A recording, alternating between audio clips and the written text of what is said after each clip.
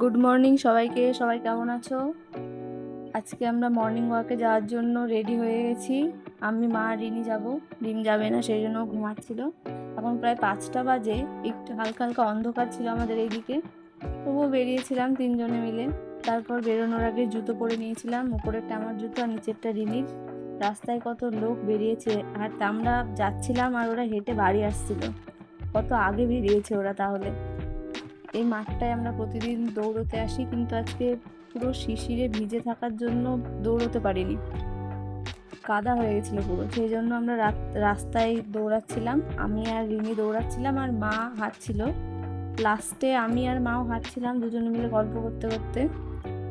সকালবেলায় অনেকজনের সঙ্গে দেখা হচ্ছিল, সবাই জিজ্ঞেস করছিল আমরা হাঁটতে বেরিয়েছি, কারণ রাস্তায় তো বেরাই না, মাঠেই যাই প্রতিদিন। সো এইটুকুই আজকে